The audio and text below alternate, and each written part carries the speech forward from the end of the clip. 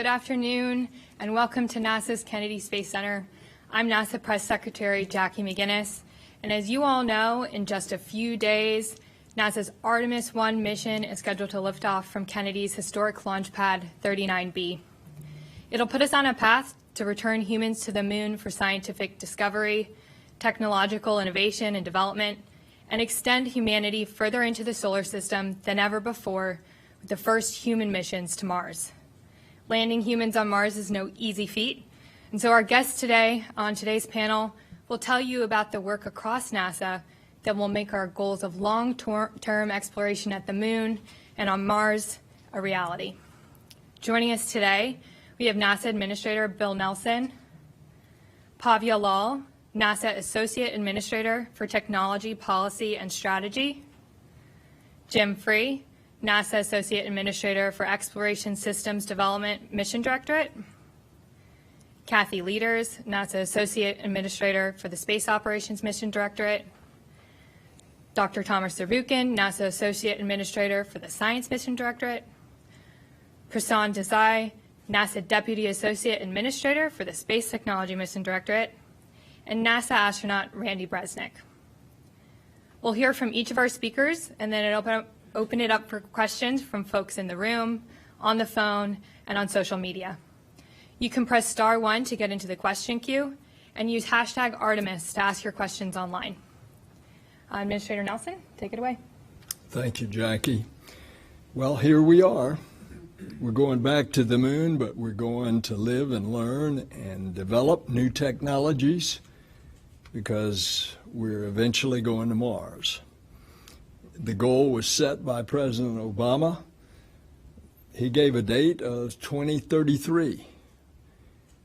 It's more likely that now, through several administrations into the Biden administration, we'll see that landing on Mars late in the decade of the 2030s.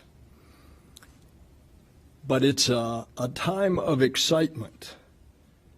Just think what's happened in just a little over the last year. We landed on Mars with a rover that's the size of a truck, and we flew a little helicopter in an atmosphere that has a 1% atmosphere. And then look at what happened starting Christmas morning. And the result of that, after 244 things after a perfect launch had to work, we are getting the first pictures of what will be 20 years of pictures of light that has originated in the far reaches of the universe. Already, we've seen it over 13 billion years at the speed of light, 186,000 miles per second. It'll look back to 13.5 billion years, shortly after the very beginning. So there's a big, big universe out there to explore. And this is the next step in that exploration. And this time we go with our international partners.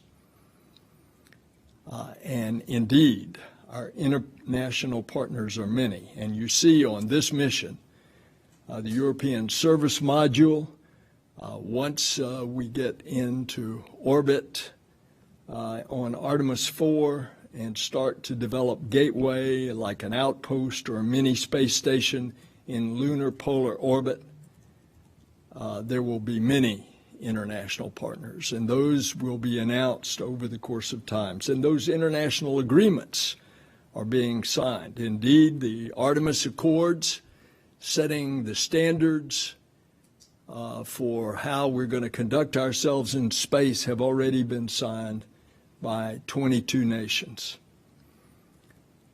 We do so at a time that it's a difficult time on the face of the earth in Ukraine for a very aggressive President Putin. Has a war going on there, and yet on the space station, our Russian partners, the professional relationship between the cosmonauts and the astronauts doesn't miss a beat, nor does it the two mission control centers, one in Moscow and one in Houston. Indeed, in just a few weeks, an American astronaut will launch on a Soyuz, and in a few more weeks, a Russian woman cosmonaut will launch on a SpaceX as part of the integrated crew that is necessary to operate the space station. This mission goes with a lot of hopes and dreams of a lot of people, and we now are the Artemis generation. But one of our special guests here 2 days from now will be General Tom Stafford, the commander of Apollo 10. It's no longer the Apollo generation. It's the Artemis generation. And that brings new discoveries, a whole new world of discoveries. And those discoveries are being made now by the people on this panel. And I want you to meet Dr. Bhavya Lal. She is one of the smartest people in NASA. So let me turn it to you, Bhavya. Thank you, Administrator Nelson. As Jackie said, I think about strategy and policy issues at NASA. And it's an honor to be here to be talking to you and on the stage with these amazing people. With the Artemis 1 launch on Monday, NASA is at a historic inflection point, poised to begin the most significant series of science and human exploration missions in over a generation. We are making sure that the agency's architecture for human exploration is grounded in a long-term strategic vision, that of sustained U.S. presence on the Moon, Mars, and throughout the solar system. This vision is influenced by three external factors in particular. First, incredible growth of capabilities internationally and in the commercial sector that offer an expansive array of collaboration opportunities.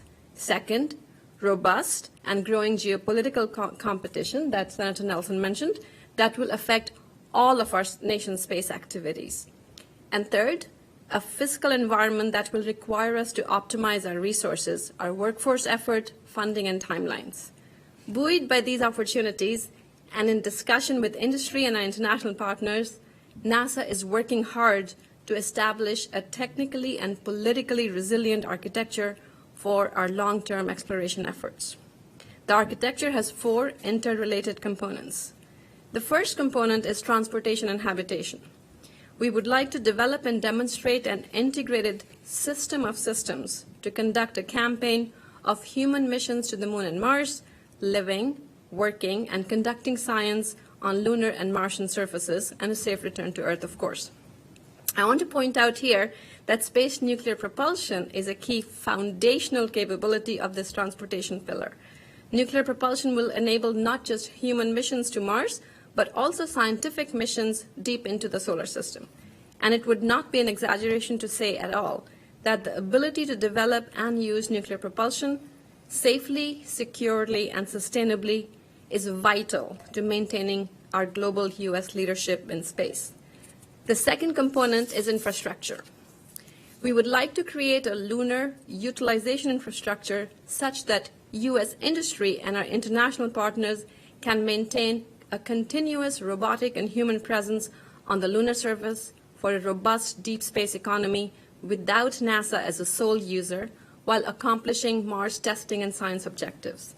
A third critical component is operations. We would like to conduct human missions on the surface of and around the Moon, followed by missions to Mars. Using a gradual built-up approach, we would like to demonstrate technologies and operations to live and work on a planetary surface other than Earth.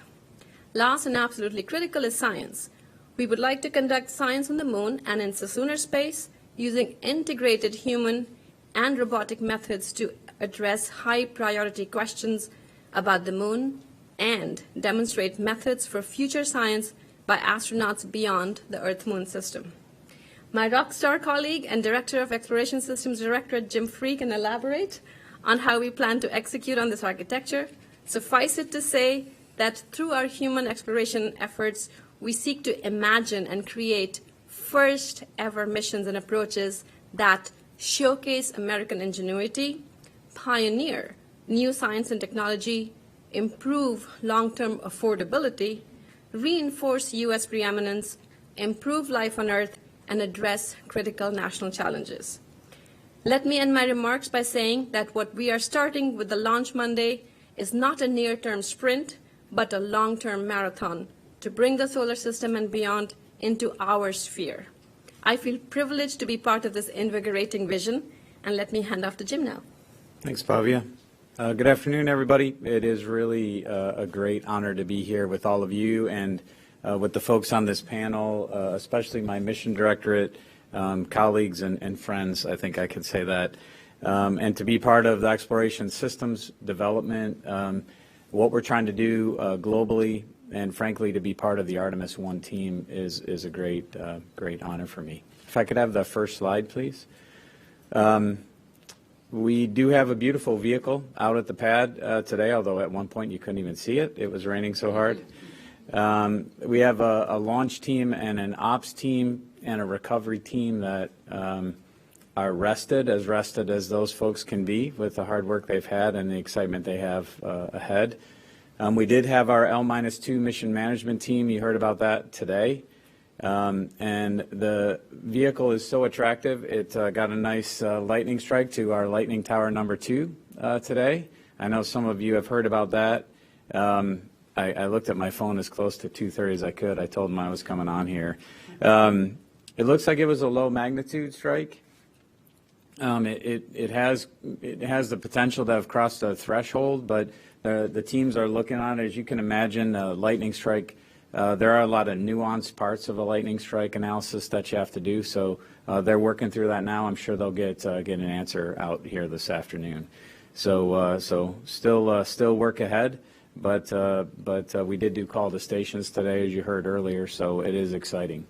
And this first mission is our first test of our deep space transportation systems before we put crew on them.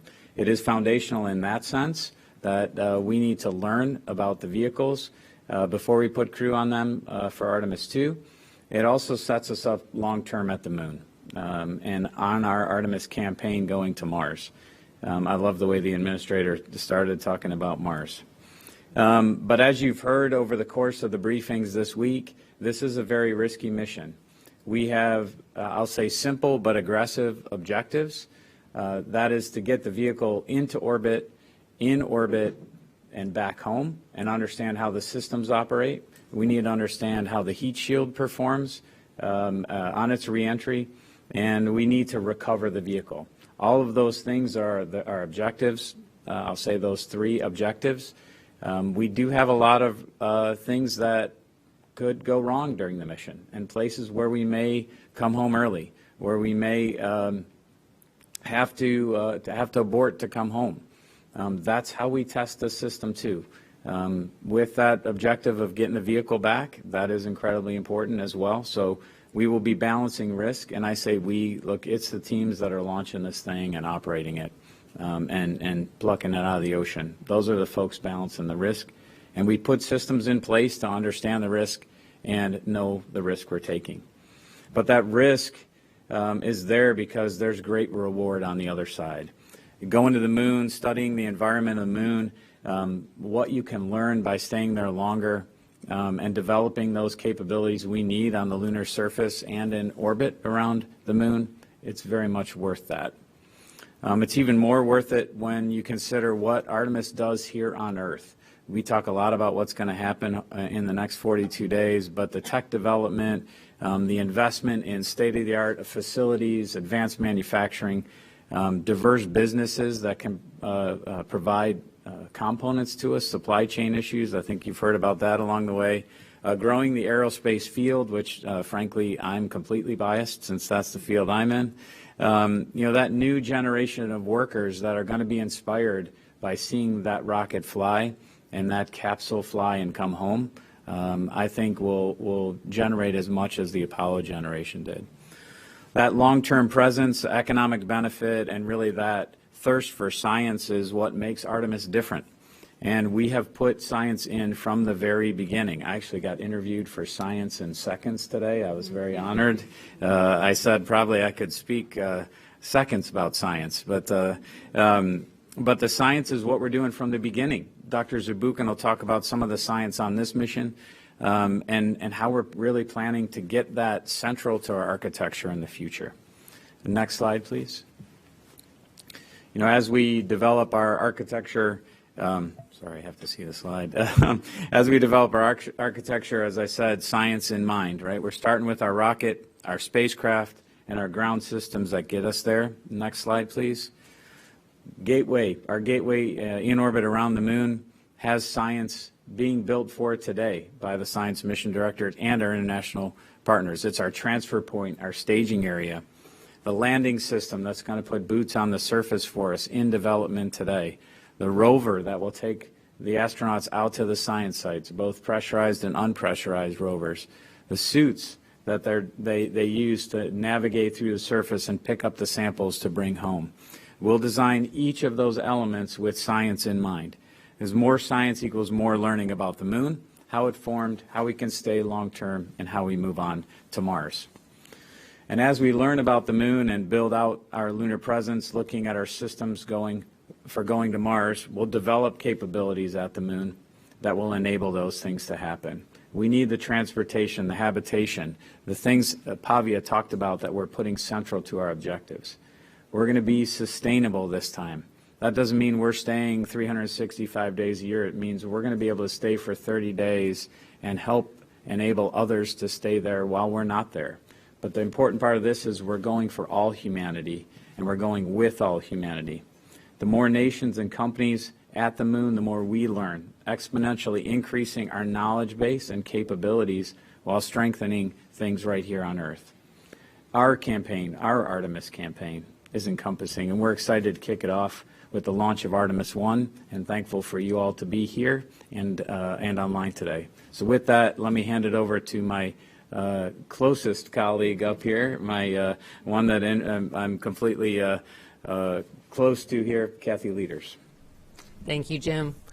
It's really amazing to be, part of this Artemis team. I'd say everybody here on the dais here is part of our Artemis team, and here representing the broader team that's out there really getting all this work done. And I'm going to jump into my first slide. What's important is this team's been getting ready for a while. You have to really prepare and learn to be able to get ready for the mission that's going to be going off this Monday. And we're preparing for the missions coming up. And so here's a great picture of Kate Rubens. Kate Rubens is at the ESA's Pangea training course in the volcanic area, the Spain's Canary Islands. It's another example of the teamwork that the administrator talked about. Here we're working with the ESA folks on how do we get ready? How do we go figure out how we're going to go establish the procedures and processes to be able to go do the science that Jim talked about. Next slide, please. Here's another one of my favorite pictures because it shows not only do we have to figure out how to work on a surface, which is what Kate and the team were doing, but we also have to figure out how to live and work in space, because as we're going and living around the moon and on the moon, we have to figure out how to work in these different gravitational fields and be able to have processes to be able to take care of the humans that will be doing those missions. And so the International Space Station, like the administrator said before, is a place where international teams work together, just like we will need to have international teams working together and operating together in the future. If you see there in the pictures, there's one of my favorite things as an ex-New Mexico person, a hatch chili, and you got to figure out how to have food in space to be able to live and work for a length of time in space. In addition, in the last picture you saw, Scott giving himself his own flu shot. And so that's another thing we're going to have to figure out how to deal and be able to take care of our crew members, and all the learning we're doing on the International Space Station right now helps us do that. Next slide. This is a picture that's a great example of the collaboration across NASA. This is us doing our upgrade of our iROSA solar arrays, which were actually started with our space tech brethren over there, and thank you, Prasun, because the technology that was developed and is being proven on the International Space Station is also being carried forward into the Gateway. And so it's another place where we're continuing to, as a team, develop, mature, and use across the different platforms that we have for us to be able to live and operate in space and do the science for Thomas's group over here to be able to accomplish the mission that we need to have. Next slide. I tell everybody, I said, without comm and data and commanding and everything else going back and forth, we don't get the critical science data. We can't command the vehicles that keep our crew members safe and be able to get things done. And so there's a whole international group of antennas and ground stations and processing facilities that are going to be supporting this mission and providing critical capabilities to be able to conduct and monitor and collect the data on the hardware that we're going to be flying. That data is very, very important for us to learn from and then be able to apply to the next part of the mission. It's also very important to be able to collect the data from those science experiments that we'll be doing that Thomas will be talking about. And next slide. So we've got a lot to learn before we go figure out how to live and work and around the moon and on the moon. And all that will be helping us then to be able to further apply that learning, because it's going to be even tougher for us to be able to go live and operate on Mars. And so what's really great is that here I am with a team of folks that are going to help us go get there. And one of the most critical activities we have while we're doing it is to do our science. And so I'm going to hand over to Thomas Zurbuchen, who will be talking about the science we'll be doing on this mission and the importance of it. Thanks so much, Kathy. And you, of course, talk about that solar array, and I'm reminded that in about a month, DART will hit a little asteroid out there, Didymos, and it's, of course, powered by the solar panel, just like that, again, developed by Space Tech, and we're using it for the science missions as well. The word that both of you are using, that really is the key of my notes, is learning. Yes, we're exploring. Yes, we're doing science. Yes, we're building infrastructure, but we're learning. And what I want to talk about is the learning of science. And I could talk about the robotic missions, including the ones that have mapped the moon for, frankly, over a decade, Lunar Reconnaissance Orbiter, others that are there and have done amazing work.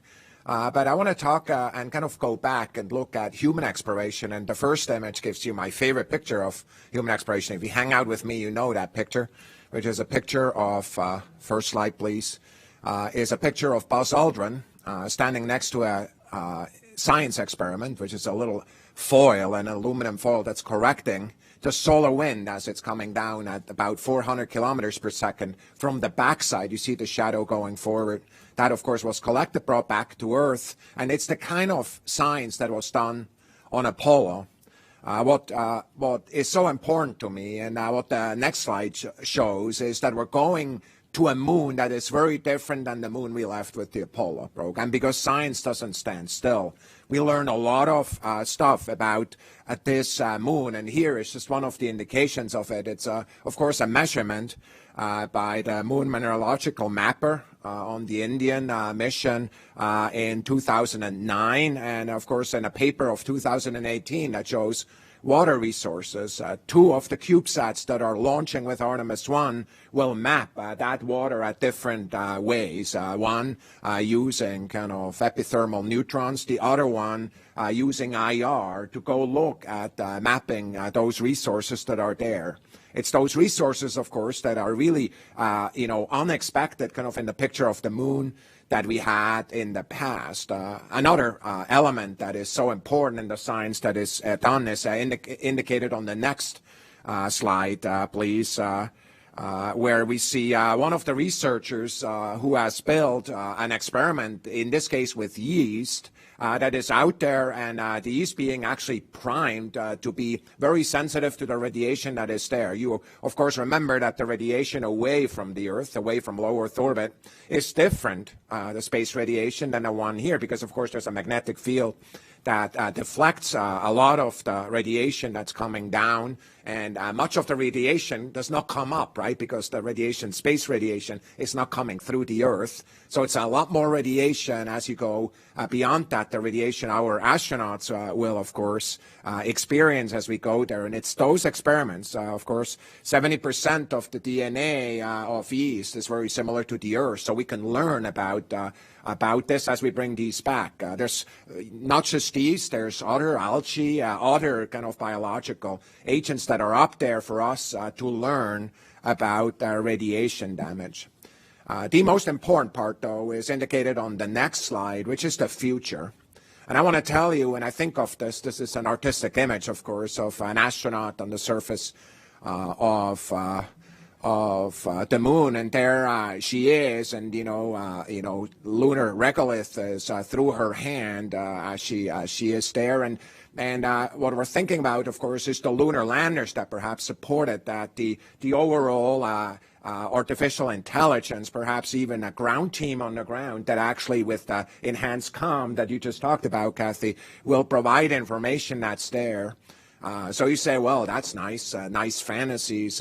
No, that is what our decadal strategy of planetary science and astrobiology has told us to do. Precisely those kind of robotic human science that are prioritized for the first time by the national academies. And frankly, just last week, we listened to a presentation, all of us up here, kind of that decadal coming back with these priorities. And there's a lot to learn, but we're excited. And Artemis 1 is really the starting point of active learning of that human exploration and context of the moon, as I said, that is very different than the moon that we left the last time we were there many, many years ago when I was a little kid, and I don't have any recollection of that, and neither do most of people on Earth. So that's what we're going to do. Now, tell us about space tech, Prasun. Thanks, Thomas. Thanks, Thomas. It is a great honor to be here at the Kennedy Space Center for this historic launch. The Space Technology Mission Directorate, or Space Tech, as we go by, shares everyone's excitement for this mission, which is kicking off Artemis and many more robotic and human missions to come. We in Space Tech use our portfolio to develop technologies needed to go, land, live, and explore on the moon and Mars in collaboration with industry, academia, and other government agencies. One of these industry collaborations resulted in the technology that will be flying on Monday. First chart, please. Pennsylvania and California small businesses, Bally Ribbon Mills, and Advanced Applied Composites San Diego, led by NASA experts, developed a one-of-a-kind, robust, multifunctional material for the spacecraft heat shield. Here you see an image of the equipment weaving that material for use on the Orion space capsule. They worked with STMD or Space Tech to mature, test, and deliver this woven thermal protection material for Artemis 1. Next image, please. Lockheed Martin used the material for Orion's heat shield compression pads. Here's a close-up look of what that looks like. If you go to the next image, please. On various locations around the surface of the outside of the aeroshell, as well as to insulate and protect other parts of the spacecraft. These are just two examples of small businesses supporting our next steps in human exploration by implementing new technology. We also will work with industry to support technologies in the areas like excavation, construction, in situ resource utilization, and power for the moon and Mars. This past week, we announced awards for 3 companies to create prototypes for vertical solar array systems to provide continuous power near the moon's south pole. We're also working on approaches to develop power through ongoing fission surface power collaborations with the Department of Energy. This work will yield modular fission surface power systems designed for the moon, and we also plan for this technology to power our exploration on Mars in the future. Exploring Mars will require additional suite of new technologies. For instance, we recently announced a collaboration with the company Microchip Technology to develop a next-generation high-performance spaceflight computing processor. This processor will have 100 times the more computational capacity of current spaceflight computers and advanced fault tolerance, enabling the complex computations we need for future Mars missions and other places in the solar system. SDMD is fostering technology to get humans to Mars and land on the surface. We're working with industry to mature nuclear propulsion technologies, which could provide the power and the speed we need to get crewed spacecraft to Mars in a shorter time frame. Once we arrive, landing on the order of 20 metric tons on Mars is also a challenge. Can we go to the next image, please? Our LARFTED mission will demonstrate an inflatable aeroshell technology that could help land crewed missions on Mars. It is slated for launch in the beginning of November for a demonstration here at Earth.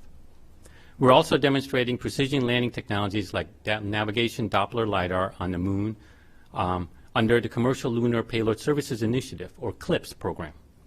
Across all our focus areas, CLPS flights will will help us demonstrate the technologies that can be used on the moon as well as Mars.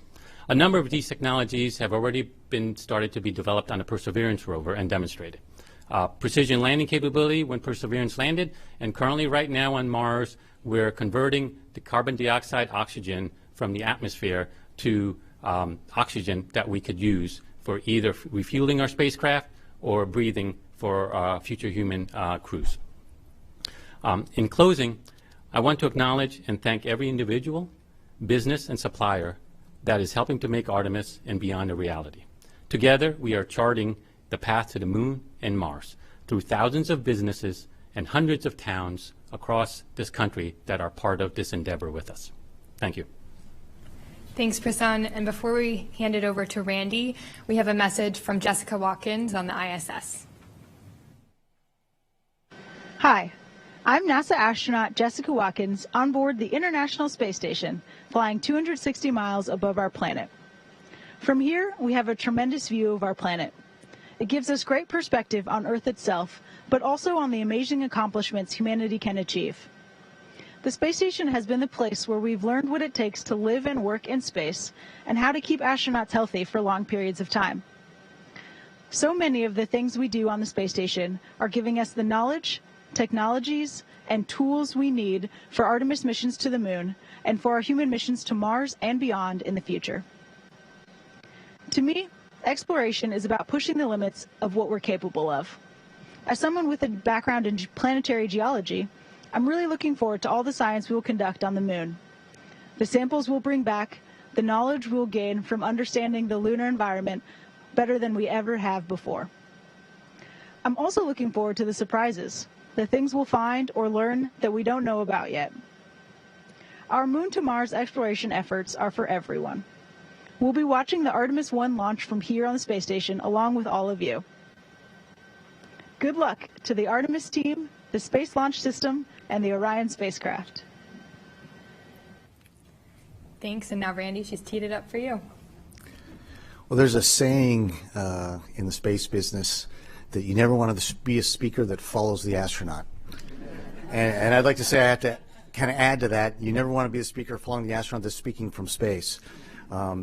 But as representing the implementers and the operators of all the science and exploration efforts you've heard this distinguished panel of NASA leaders discuss, NASA's Astronaut Corps has been involved every step of the way. Embedded in the programs and the directorates, we're there to share our spaceflight experience and expertise in the design and development of these spacecraft, because ultimately we represent the people and the humans that will be on these vehicles that are going to be making these missions to the moon and then ultimately onto Mars. And so a lot of the progress recently has been on the hardware, and certainly Artemis 1 being an uncrewed flight represents that hardware. But the human presence has been involved along the way, because that is the pathfinder for our next mission, which is Artemis 2, which will send humans out beyond low Earth orbit for the first time since 1972. And so everything we're doing with Artemis 1, we're looking at through the lens of what can we prove out and what can we demonstrate that'll buy down risk for the Artemis 2 crewed mission. Certainly, as Kathy Lueders mentioned, we're training our crews through Earthbound analogs, space analogs, as well as ones that are, taking the ISS, that incredible, space exploration test bed, and using that for analogs as well as testing hardware. One example of that hardware is the fact that we know that Artemis is the sister of Apollo, but the twin sister of the toilet is going to be on Artemis 2. That's over in the ONC, is up on the ISS right now, getting tested out and learning more about it before we actually fly it on the Artemis 2 mission. And so that's a great example of that. And so we have an incredibly diverse astronaut office and astronaut corps, in both terms of people and as from their experience. And we're able to harness all those skills and talents and wide variety of them. Planetary geologist to military test pilot. That's just one example of 2 people in the office. But we've got astrophysicists, we've got educators, we've got medical doctors, we've got engineers, of course, and even a veterinarian. And so we're using all those talents to be able to go out and do these exploration missions that are going to be taking place very soon on the moon and ultimately on Mars. So thank you. Thanks, Randy. And now we want to hear from you all. So for folks in the room, if you have a question, if you could raise your hand. As a reminder for the folks on the phone, if you could please press *1 to get in the queue. And online, if you could use #Artemis. First up, Marcia Dunn with AP. Marcia Dunn, AP for Mr. Free. I was hoping you could explain the 2-year lag between Artemis 1 and 2. What's driving that? And if this test flight goes really well, can you push up the next flight and make it sooner than 2024? Yeah, so there's a couple. There's just the development of the vehicle. So the Orion crew module for Artemis 2 is fully outfitted with all the environmental control and life support systems that we need for the crew. So the development of that and the integration of it is complex and is one of the things that is driving the time between. The other is we're reusing our avionics boxes from Artemis 1 on Artemis 2. So we need to get the vehicle back. I talked about our objectives, getting the vehicle back, getting those boxes out, and retesting them. We have to send them back to the vendor to retest them, then getting them back and putting them in the crew module, and then putting everything else around it that needs to be installed, and getting the vehicle tested and ready to go to be delivered. So, and the stakes are really high for that mission. So we're going to take our time and do it right. So as Artemis 1 has slipped out, that's driven some of the Artemis 2 schedule as well. But those are the 3 things that link it. So can we pull, I'm sorry, the second part of your question, can we pull it up sooner? I think what I'd say is we're going to get through Artemis 1. We're going to learn a lot on Artemis 1. So I could not stand up here and say, hey, let's pull it in. We're going to take some time to go through the data we find on Artemis 1 mission. And, worst case is we might have to make a design change. But the best case is we're going to do the right thing to keep the one of the folks down at the end of the table, they're safe when they fly on it. That'll be our most important thing. So I don't think we'll pull it in. Thanks, Jim. Lauren Grush with Bloomberg. Hi, Lauren Grush with Bloomberg. It's the first time I'm saying that. So you talked a lot about sustainability. I was wondering if you could be more specific about what sustainability looks like on the moon. Can we say that that is a habitat, a base on the lunar surface? Ultimately, how do you envision people living and working on the moon? I'll start. Anybody else can add in there, since I think I said sustainable more than anybody. It's really what I said. We want an infrastructure on the moon that we can rely on when we go. So you talked about habitats. There's other things on there that we need. We need landing pads. We need communication systems. We need distributed power. So it's not really just about, hey, we're going to go and stay and set ourselves up for 30 days. We want everyone to contribute to it, so commercial entities, international partners. So the sustainability is we can go, anybody else can go, and we can stay for longer durations. That's really how I think we look at the sustainable piece. We can't do it all ourselves. Yeah, people tend to think about the crewed piece of it, which is important, but we also, when we start looking at operating, it's how do you meld the crewed piece of it, and then what Thomas was saying, the uncrewed piece of it in some ways to optimize science and technology development that we are hoping to get done and optimizing the use of the infrastructure up there for our missions and mission purposes. I will also add to that, in space, what we'll plan to do is in situ resource utilization as well, to live off the land in essence, so we can get a lot of consumables from the environment there in the soil or the water that we believe is there. We will use that to create a sustainable future as well. Chris Davenport with Washington Post.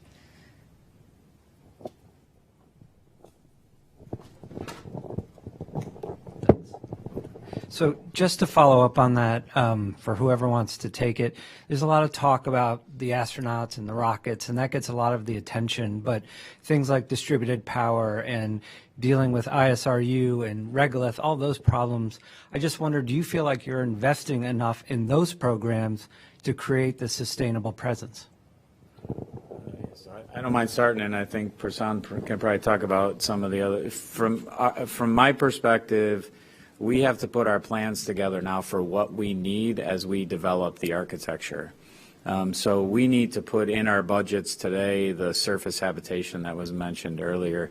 We need to put in the budget today the rovers that we need to get out and do the science. So that's why when we plan the Artemis missions, we're planning them kind of in, I'll say, in chunks. Right? We need to get this done so then we can put our budget plan together. And then what feeds those elements that we bring down are the technologies that are developed in STMD. So are we doing enough? I would say I'd love to be doing more, but we also have to be realistic with the development that we can take on, that we can do in partnership with other countries and other entities, and then how fast the technology can be built as well. So Prasun, I don't know if you want to follow on to that. I would add, so we are making investments now. We have plans for all the various different types of technologies to develop so that we can have the infrastructure in place. Power, it starts with power. Power enables you to do everything. So we need to be able to have sustainable power on the surface. And you mentioned, I mentioned we awarded 3 contracts just last week to start to getting that capability. We're developing modular power systems, fission-based, that will also increase the amount of power. And with that, we have plans for doing a pilot plant for in situ resource utilization, where we will excavate and process the regolith and or the water to get consumables that will be useful for us in the future for all our activities. And so we are laying the foundation for all the different systems that are needed, communications, for example, structural, advanced manufacturing to do autonomous structure building on the surface. So all these things we are making investments on. And sure, we'd always like to do more than with higher budgets, but we are starting that process now. Also, if I could add to that, we're also thinking creatively about how to bring commercial entities in as bigger partners. So not just buy their technology, but think about buying power and some of those as services. So it's a range of options that are being considered. Jeff Faust with Space News.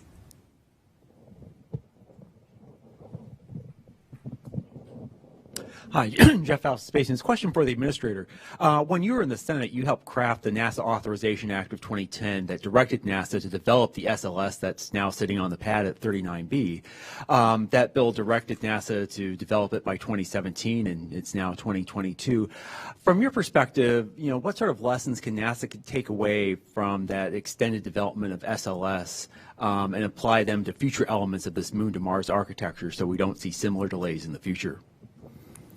That legislation, now law, also directed the development of the commercial activities in space, and we have seen the extraordinary successful commercial crew, commercial cargo to orbit under Kathy's leadership. And the combination is what has been described to you today. Now, your essential question is, what do you do to stop there being cost overruns and overruns on time?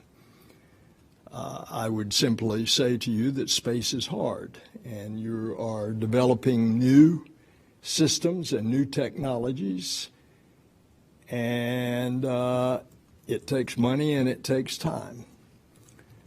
Need you look any further than the extraordinary instrument we have 1 million miles from Earth, now taking pictures of the universe, looking back in time. So what we are doing in the future to try to stop some of these cost overruns, we are simplifying the system. We are taking, for example, 16 contracts and combining them into one so that we have one area, that one contractor that is responsible for all the subs. We're implementing a program office for Moon to Mars so that we can have better coordination there. We're trying to do all of these things and at the same time do space.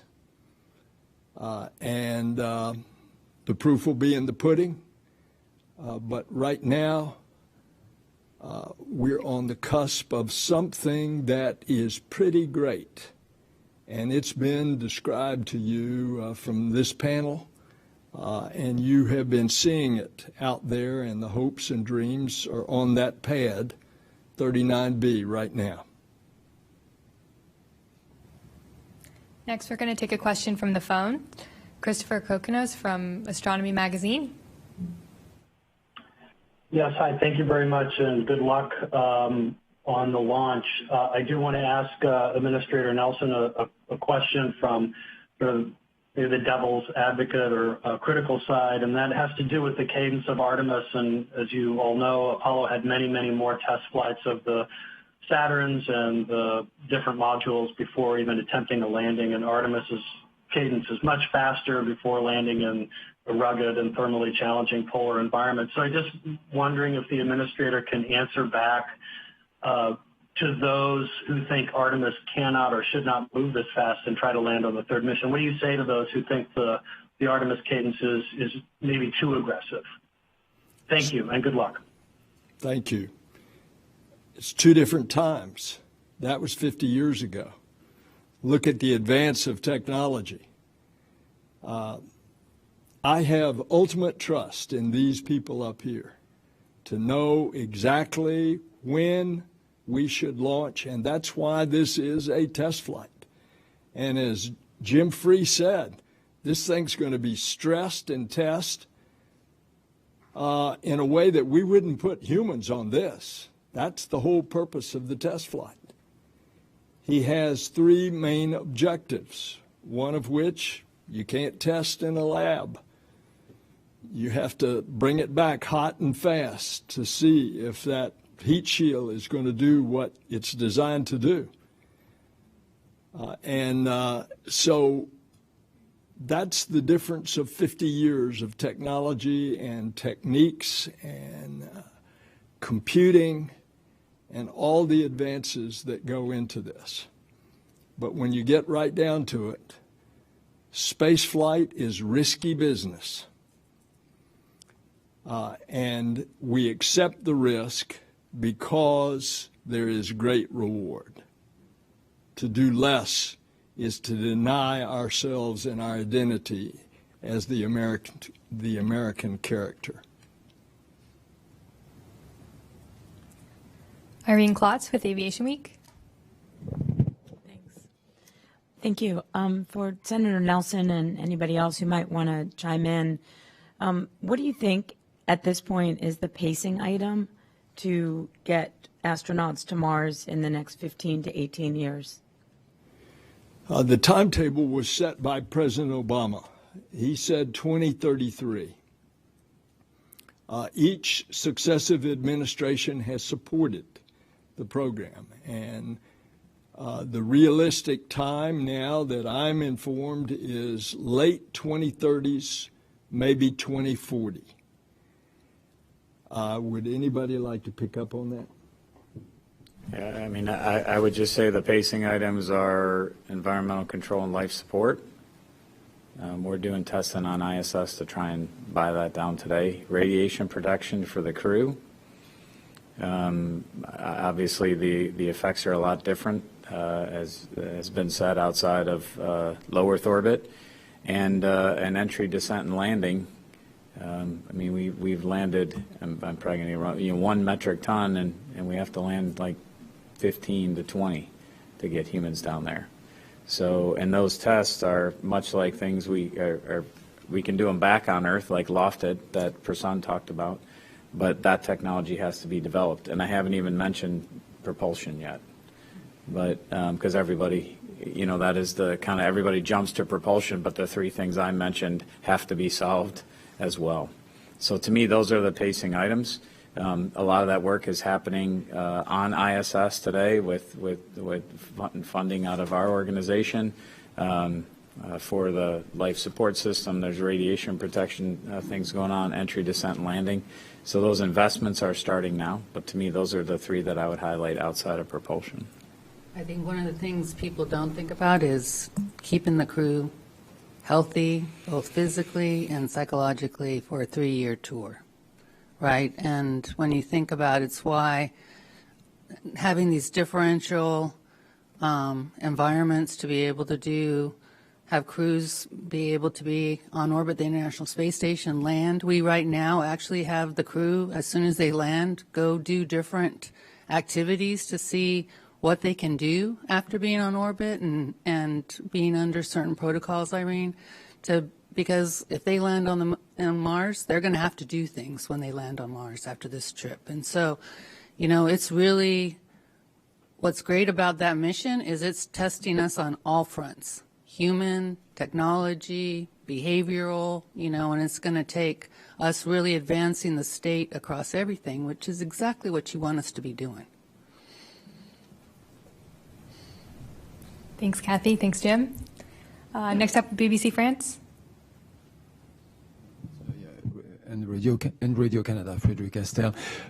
Can you tell us, you underlined the importance of the objective to land on the moon. What is precisely the schedule once you have achieved this first mission successfully? What is the schedule when you don't have Starship, which has flown once? Thank you. So, we to land on the moon, we have to have the systems will be tested on 1. We have to have Starship, and we have to have our suits. We have a development plan, a contract with our human lander company, SpaceX, that has development milestones in it, and technology development milestones that we work and we monitor with them along their development path. And they, our team understands the challenges that they have, and when they launch Starship, we'll be there with them, watching them develop the technologies that they need to. I don't want to lose sight of the fact that we also just awarded our spacesuits contract, which is just as important. Starship could be ready, and if our suits aren't ready, we're not going to land on the moon. And the inverse is the same. If our suits are ready and Starship isn't. But I will tell you that when you get beyond Artemis 3 and you start lining up Artemis 4 and 5, we have a lot of development to go through, and a lot of things have to come together for the mission.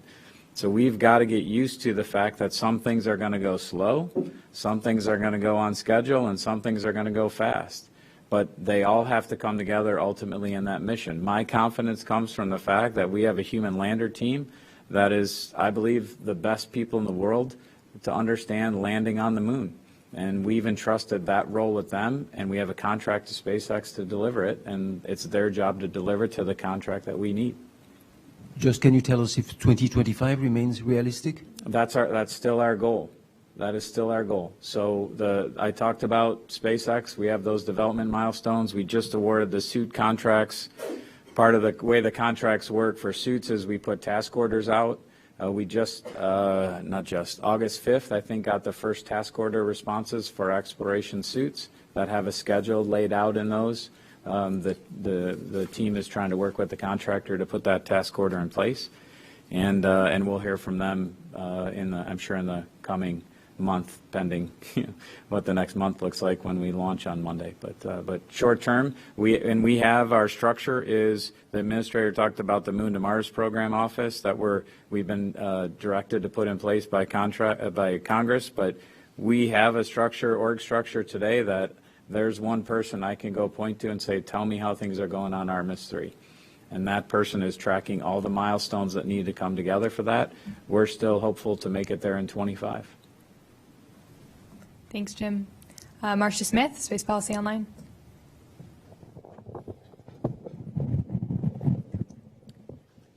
Hi, my question is for Mr. Nelson and Bhavya. When you're talking about the big strategy, the Moon to Mars strategy, doing this in 18 years, I'm curious, how do you balance the interests of the people who just want to get to Mars and worry about getting stuck on the Moon, and those who really want to get stuck on the Moon because they think there's a lot of stuff to do there and they want a sustainable presence? How do you balance that? How do you come up with a cadence of missions that's affordable and, you know, politically saleable and all of that to satisfy both groups? Go ahead, start. So that's an awesome question, and that has been the tension throughout. And in fact, that's one reason we've kind of gone, from Moon to Mars to Moon. And this administration obviously supported the continuity of staying on course. I think what we have done is, and we are continuing to do, work with our industry partners, the international partners, to develop a series of objectives. In fact, about 50, and it's under, development and fine-tuning, and those objectives emphasize both Moon and Mars as targets. They are well integrated, and they demonstrate how doing certain things on Moon help us get that extensibility to Mars, and that's kind of how we are striking that balance. It is never Moon or Mars. It has to be Moon on the way to Mars. Mars is the horizon goal. NASA's goal is to continue to push the horizons, and Mars is the horizon goal. I don't know, Senator Nelson, if you'd like to add, or Jim? And that's the legacy of the Biden administration. They have not ramped it up another notch. It's not just to the Moon, it's to the Moon, then to Mars. And that's what has been explained to you today. And that's how we're going to continue. You heard some of the exciting stuff that they're doing in space tech in order to prepare us. Jim mentioned that propulsion is a key, because if we go at present propulsion, it takes such a long time to get there, and then the planets are out of alignment. You've got to stay on the surface for such a long time for the first flight. You get a faster propulsion, you can go there, stay a few weeks, and come back. So all of this is working together. There's kind of a practical necessity to going to the Moon before Mars. You take Apollo, and it brought back lunar regolith, and we found out how jagged and broken and destructive that was to mechanical things in the spacesuits. And our science folks, with these incredible rovers we have on Mars, we know what that environment is pretty much like. And it's not as difficult as the lunar surface in terms of the mechanics of our rovers' wheels and our gearboxes and our spacesuits and things like that. And so if you think of going to the Moon as a camping expedition, and Mars being a further out camping expedition, you're not going to go out to the Alaskan wilderness with just going to the sporting goods store and buying a tent and getting your boots that are brand new out of the box. And you're not going to go out to the Alaskan wilderness without having tried that stuff on yet, broken it in, make sure it works. You're going to go to some local place that's a little closer that maybe you can come back to pretty quickly, come back home if your shoelaces break or something like that. We're not going to have that option when we go to Mars. It's we take everything that we need with us. And so proving out all the logistics of the habitats and the hatches and the suits and the rovers and the wheels and all of that stuff, proving that out on the Moon is just like Artemis 1 buying down risk for Artemis 2. It buys down the risk so when we go to Mars, we deal with the exposure of the radiation on the long term. We deal with the fact that we got to take all of our water and our food with us. And by taking care of buying down the risk of when we get there, the Mars, it's the risk of getting there and the amount of time it takes, not so much on the surface that our hardware will work the entire time we're there, however long or short that mission is. Thanks, Randy. Marina, Corin, The Atlantic. Hi, Marina Corin with The Atlantic. Two quick questions. First, for the administrator, is this NASA fully officially committing to establishing a permanent base on the moon in this decade or early the next decade? Do you have a timeline for that?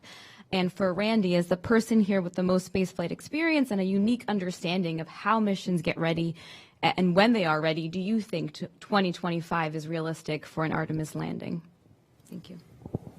There's nuance in the answer to the question about a permanent base. Jim has given you that nuance. Doesn't mean that we are there every minute of every day. We're talking about upwards of 30-day missions, but he said there might be another mission going on at the same time. Also, we've got activities going on Gateway. It's not a permanently human presence on Gateway. It's more of an outpost, and yet it could be, and there could be all kinds of new things that we're doing there. We don't know at this point what the technology is going to be on the spacecraft that's going to go to Mars, but it is possible that it could be assembled in lunar orbit and then go on its journey to Mars. Jim, you want to add to any of that? No, sir. I think you covered it really well. The other part is, the permanence. That's what we're trying. When we talk about habitation, and you heard Randy talk about the difficulty at the South Pole, and you've heard many folks talk about the lighting and just how hard it is. We have to decide, putting one big habitat down, is that the right thing to do?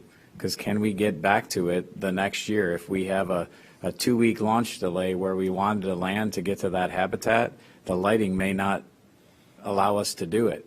So maybe we land there somewhere else and drive the pressurized rover to it.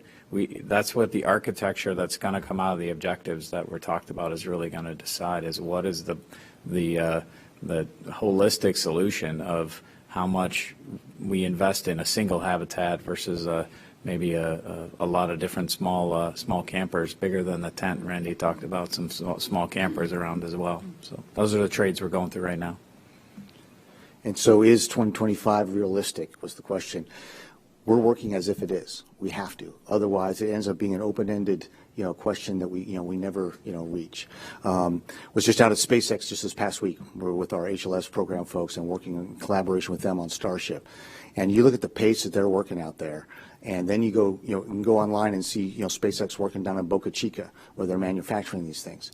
They're working towards that pace as well. And so that gives great hope that, if we're going to get there, we got the right partner right now for this first mission.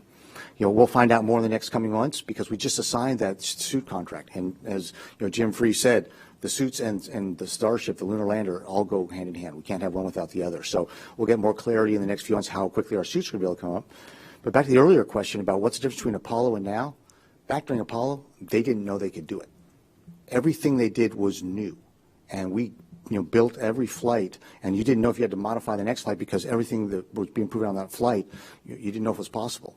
With Artemis, we have the benefit of the technology and the experience since then, and we know we can do it. We just now have to find the right people to build it, design it, and then ultimately go out and fly it. Thanks, Randy. Hand it over to Thalia from the digital team to take a question from online. Hey, thanks so much. I've got a question from Twitter. We've already discussed how research in low Earth orbit has prepared us for lunar human missions. Can you explain how lunar research on the moon will prepare us for sending astronauts to Mars? I mean, I'll take the first shot and then have Kathy weigh in. I think first is we learned a lot on early shuttle flights and on ISS about microgravity and its effect on our systems.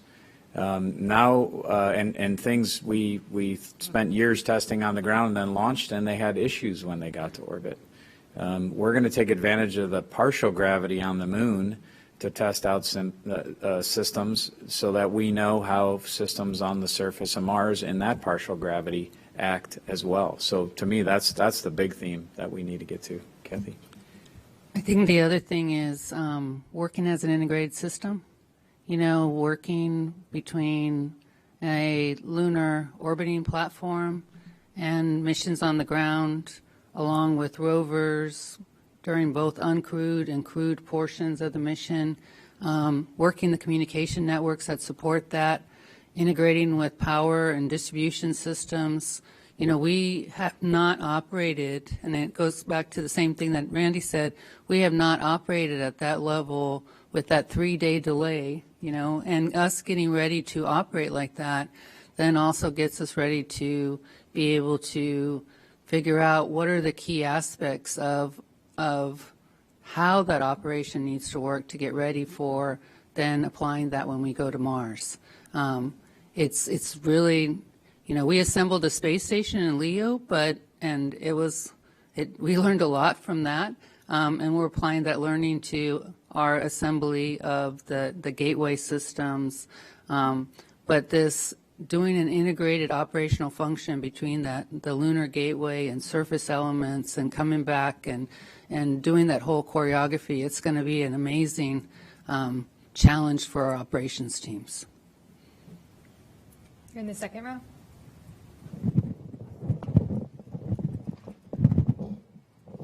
Nicole Mortellero, the Canadian Broadcasting Corporation. I guess this actually is a question for you, Jim. I know you said earlier that you wouldn't move Artemis 2 up. However, let's say, for example, you couldn't do a translunar injection and you had to do a free return. Would you consider moving Artemis 2 up as a second test? Yeah, I think we need to look at how we achieved all the objectives. That heat shield is such a critical test for us. And if we don't achieve the objectives, we need to take a hard look at what that second flight's going to be because of having crew on there. So I think we'll look at each of the objectives and each of the systems and decide. Well, we achieve all our objectives, right? Hey, we have good confidence that we're okay to put crew on it. That still we can still keep our diligence in building the next vehicle. But I think the what ifs are for us right now probably hard to say. Would we turn that into a different test flight than we envision today? Right now, our belief is we're ready to fly on Monday. We've tested this vehicle on the ground as much as we can to get the data back that we needed, and now our best environment is in orbit and to get it back and understand the data and then see what Artemis 2 holds, and hopefully it holds launching for crew. Here in front. Sawyer Rosenstein with Talking Space. When it comes to Gateway, what are some of the main objectives that we're hoping to get from Gateway? And you were talking about the fact that there are portions where it will likely be without crew on board. Is there some research or anything that you're hoping to accomplish or that can be accomplished while it is just orbiting uncrewed? So I'll give you a brief answer and then maybe ask Dr. Zurbuchen to follow up. The advantage of Gateway is its position in the near rectilinear halo orbit, that we can access almost all of the lunar surface, and we have a constant communication back with Earth. So it allows us to get to any place we'd really like to go and always be able to talk to it. When it's without crew, I'm sure we're still going to be running systems, so we're going to get runtime on our systems and get some understanding there. But let me have Thomas talk about the science side of it. So the way we think about Gateway is both by looking at the outside of the Gateway, but also the inside of the Gateway. Both are research platforms, just like on the space station. We have on the inside of the space station amazing work going on by astronauts and some of the stuff remotely controlled from the ground, and then also on the outside. So on the outside, we're going to launch one of the systems with actually hardware already, science instruments already mounted to it, and it's going to be focused on radiation. Remember, one of the key challenges of Mars, a Mars trip, because of its duration, because its intensity, especially at various levels of solar activity cycle, is to manage radiation. So what we're going to do there is not only make measurements, but also develop software that help us kind of assimilate measurements from that platform into the forecasting system. That will be a technology that's essential as we go away from the Sun-Earth line, where all of our forecasting occurs now. So basically it really is developing capability also with other cross-agency partners to do just that. So that's going to be on the outside. We actually think that there's other experiments. We're actually competing them in a science mission directorate, kind of in our AOs, announcements of opportunities. Individuals can use the outside of the gateway. One thing you could think about is gamma ray measurements, which are pretty rare, and you want big baseline, so it matters that you're away from the Earth for that. That's outside. Inside is a variety of measurements of the type, frankly, not modeled by some of the small payloads that I just talked about. It's really also there is looking at the different environment of space that is there, using that as a platform. We're really interested in learning how life evolves in space along all these dimensions, gravity being one of them, from 1G to 0. How we, on that axis, how biology works is, frankly, very hard on it. Like reproduction, how will it work on this axis? The other side, the other axis, of course, is pressure. There's radiation environments on a third axis and so forth. So we're really trying to kind of connect experiments both on the space station with the gateway and other platforms that we're going to look at. So for us, we think the excitement is big and the whole science community taking advantage of this. When astronauts are there, we're really excited to work with them. That are there so often. That helps us accelerate. But much of the science that we're thinking about, frankly, will also take advantage of the gateway when it's not inhabited at that particular time. Here in the first row. Thank you. Tarek Malik with Space.com. I think I have two short ones, one for Jim for clarification and one for Dr. Z. Jim, you mentioned sustainability beyond a 30-day mission to the moon and with NASA astronauts, and I would assume that some of that is robotic work like we see on the space station. But is there a concept for crewed flights, either international partners that have their own landing systems that would then use NASA assets on the ground, or even commercial partners with their own missions like we're seeing on the space station now? And for Dr. Z, you said it's a brand new moon since the astronauts left on the Apollo mission. And beyond water and in situ resource utilization, what else can we do now, scientists do now, with the moon to learn new secrets that we couldn't do for Apollo? Thanks. And talk about that. So, and again, what I'm going to do is quote the decadal back to me, because a whole bunch of scientists are a lot smarter than one scientist, including especially me.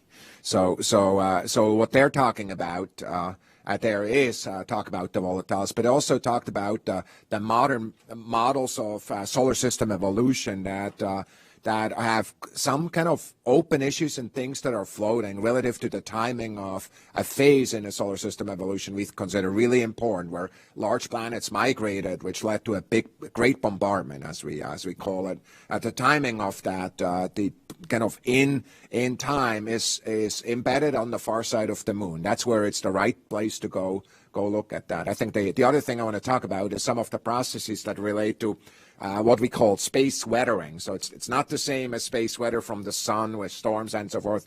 It's the series of interactions, both chemical and physical, that shape surfaces and let them kind of evolve in different ways. That's a lot more important now, because we're looking at all these planets that are elsewhere and have their different kind of radiation kind of environments. And frankly, we believe the processes can be investigated best at the surface of the moon. Needless to say, also that in the decadal. Back to you now for your question. So don't follow an astronaut or a scientist.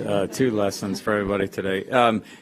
Yeah, that's exactly what I was referring to. Is our hope is that through the objectives that the Senator and Bhavya have talked about, that we can build infrastructure and things on the moon for other people to use. We had objectives workshops, both with industry and academia here in the U.S., and then we had an international one where we brought everyone together to talk about objectives, so that we can lay out a plan where other people can use the things that we have capability, that we've built and our capabilities, and we can take advantage perhaps of other countries or entities on the moon to further our missions and make them more scientific rich, or more expansive of the lunar surface. Micah Maidenberg with Wall Street Journal. Hi there. Associate Administrator Lal, you talked about making the architecture politically resilient. Could you elaborate on what you meant by that? Yeah, I mean, it's a simple explanation. Something that just doesn't go, 180 every time an administration changes, or something that is not solely driven by political considerations. So we just want stability in our space program. We want something that we continue to make progress and not just go back and forth. I think that's what I meant, but if Senator Nelson or Jim, if you would like to elaborate further. And I think that's what you've seen and what we've talked about. For example, the Moon to Mars program. It was accelerated by President Obama. He set the goal of Mars. That has continued through every administration since.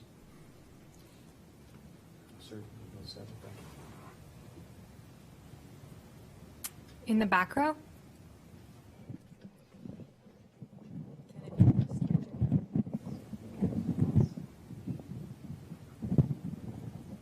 Hi, Ken Kramer, Space Up Close. Thank you for doing this and good luck tomorrow. I want to ask about Artemis 2. It was mentioned also at the previous briefing, it's just going to be a lunar flyby. Why is that? Why don't you go more bolder? Why don't you go into orbit? Apollo 8, the first mission to the moon, went into lunar orbit. On this flight, you're going to be exercising the ICPS and Orion for weeks on end. Why not go with a bolder mission on Artemis 2? Thanks.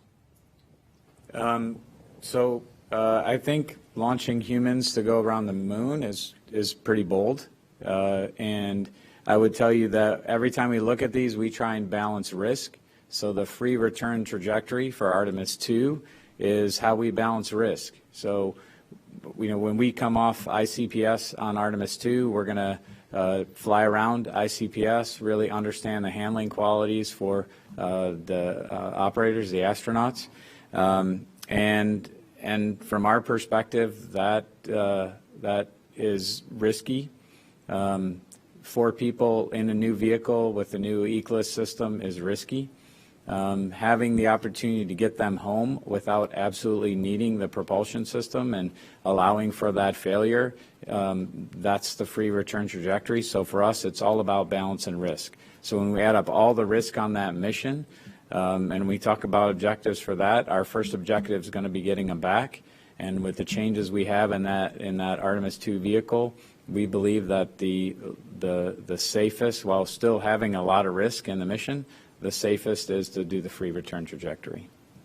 Can I add to that? Just last month we celebrated the 50th anniversary of Apollo 16, and it was an event where Charlie Duke, got up and said he thought the Apollo 8 mission, that was the boldest decision that NASA has ever done, and even everything since then. And when you think about what Apollo 8 was, it was the flight after Apollo 7, where they actually put crew in the vehicle and flew in low Earth orbit, and then they went to the boldly around the moon, which we had never done. Well, you think of Artemis 2, it's Apollo 7 and 8 combined.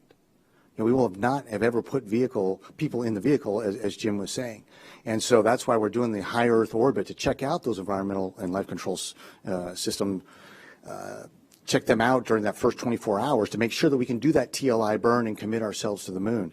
But I think that's pretty darn bold if it's Apollo 7 and 8 combined. And then we look at Artemis 3, which is going to be the combination of Apollo 9, 10, and 11. All in one flight. So NASA's going pretty bold, just figuring out where we put that risk. Here in the second row.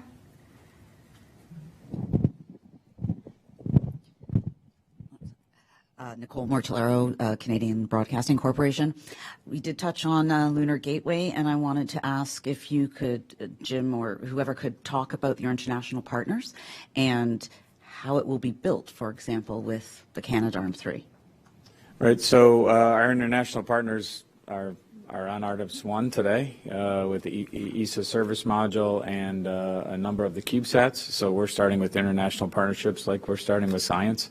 So Gateway is, the international partnerships there are truly incredible. The ARM, which will help us, much like the arm on ISS has evolved to help us with operations. We were talking before this, Randy shared about the AI interfaces that are going to be used for the arm, which really expand our capability when we don't have crews present. We'll also have the Europeans will be providing the International Habitation Module that will be on there, the Esprit refueling module that has participation throughout Europe. The IHAB has JAXA, the Canadian arm. We're talking about other contributions for Gateway around the airlock with our international partners. So that is the hub, no pun intended, really, of what we're doing comes through Gateway, and I think it's built off of the success that we've had on ISS and learning to work together and learning to expand our partnerships. Kathy, you have anything to add about how it's connected with ISS?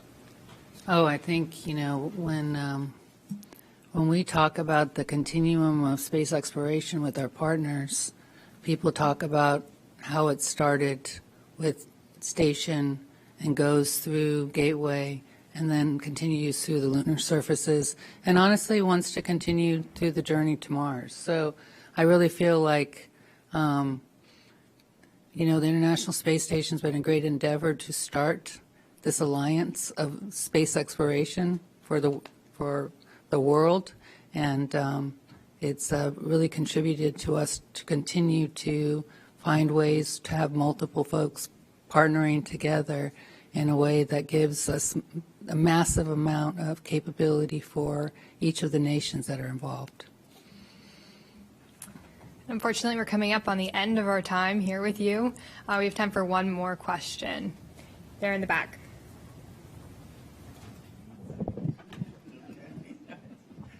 All right, this question is for the administrator and also for Randy. Apollo was kind of short compared to 30 years of shuttle compared to this, which is, I know Mars, Moon to Mars is your office, but once you get there, at what point is this a new era, and to what degree does this go out? And once you conquer Mars, what does that open up for you? And really for the astronaut corps, I want to know, what is the approach of the Corps to potentially going on these missions that might be, like the Moon is, you're there and back, and Mars is much longer. So I'd like to know, has anybody thought about that, spoken about that? And those are my questions. Thank you.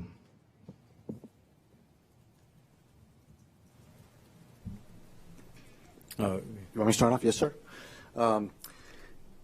Yeah, certainly being able to go there and come back to the Moon, you know, and 3 days away. You know, something goes wrong, we can hop in a return vehicle, go up to the Energy Show, and come on home. There's that big stretch where we go from having, you know, this constant contact with Earth, you know, maybe a little bit of time delay, but real constant contact, constant availability. You can send up, you know, logistics modules to the Gateway if we need more supplies. And as Kathy Lueders was mentioned, how we're using ISS to kind of look at beyond just the hardware aspects, you know, it's going to be a big difference when people are on a Martian vehicle and we go out beyond that point where you can no longer have constant contact with Earth, where every conversation you have is you recording something, sending it, and getting a recording back. I think that's going to have a profound, you know, psychological impact on the crews. And these are things that's why we do these analogs out in the extreme areas on Earth, and we're trying to do more with ISS to expand and challenge the, you know, the way that we do operations. And so certainly we're all up for it. We've used the NEMO underwater experience on Aquarius on our NEMO missions to live down there for weeks at a time. And the one that I was on, we actually had a comm delay of 20 minutes. So we actually practiced these types of things.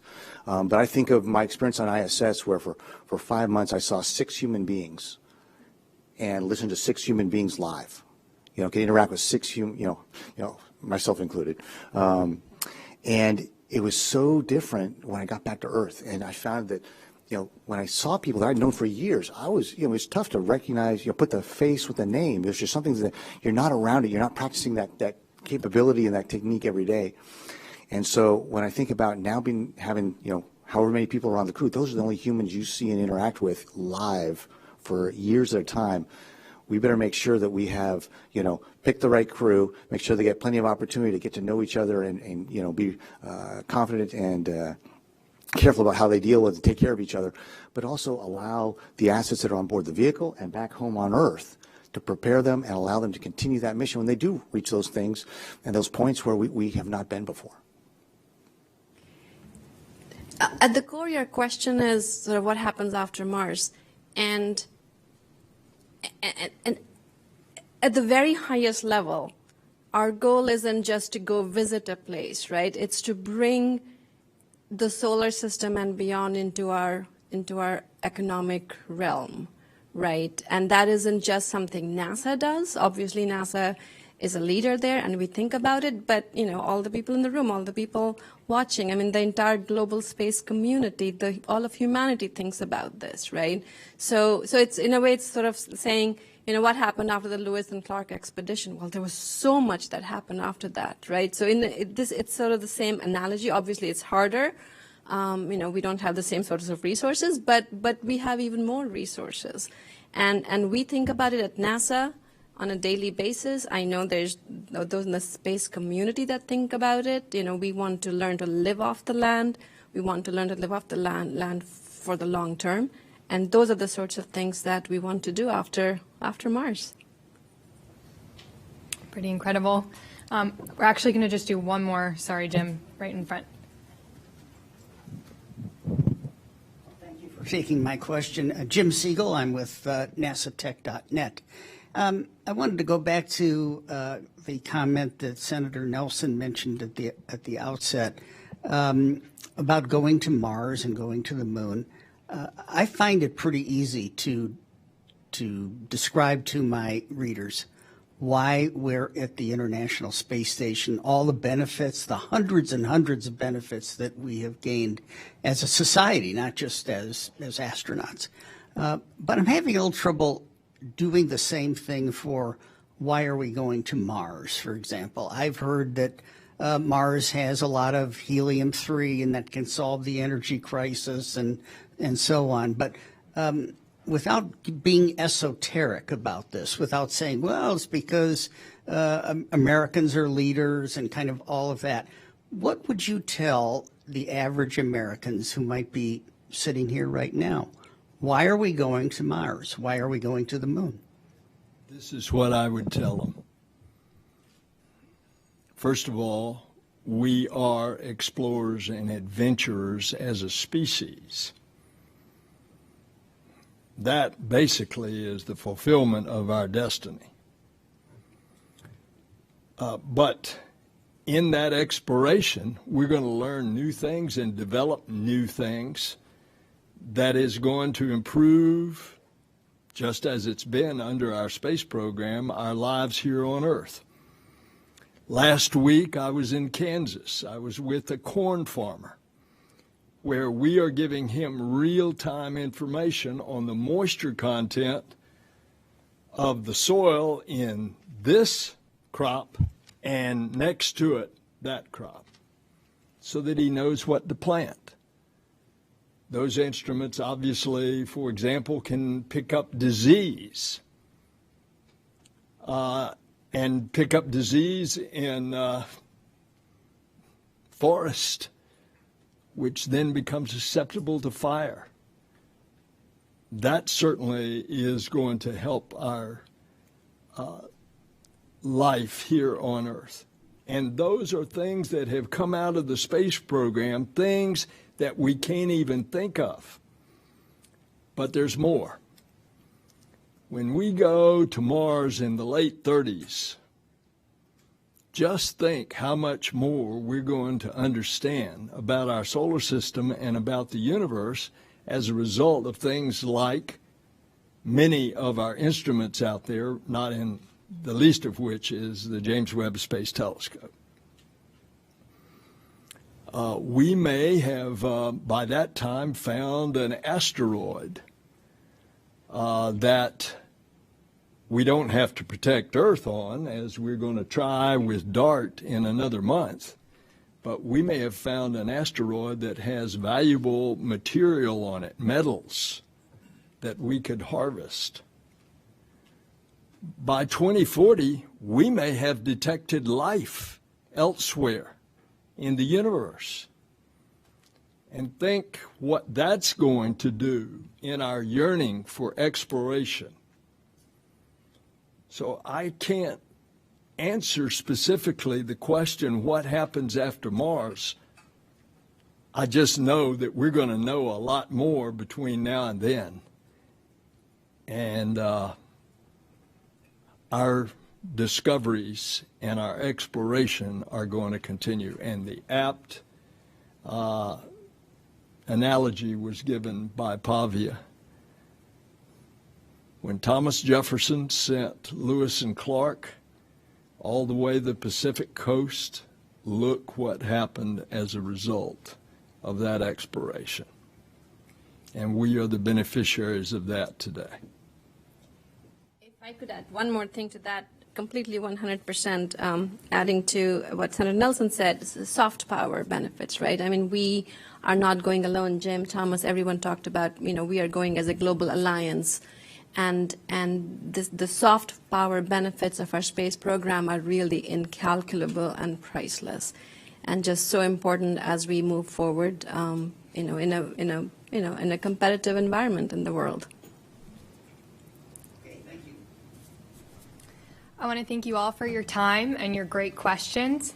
I think we're all buzzing a bit with excitement. I'm personally wearing green for go, but before we launch, we have some great coverage for you.